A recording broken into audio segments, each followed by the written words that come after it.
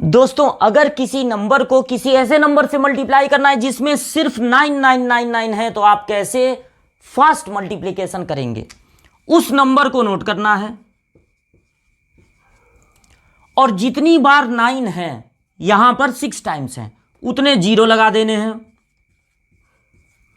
और उसी नंबर को अब यहां नोट करके 98247 इसमें से आपको माइनस कर देना है। बस 10 में से 9 गया 1, 9 में से 8 गया 1, 9 में से 2 गया 7, 9 में से 4 गया 5, 9 में से 7 गया 2 और यहां पर 9 बचा क्योंकि ये इससे 12 लेके इनको दिया था तो यहां पर बचा 8 और ये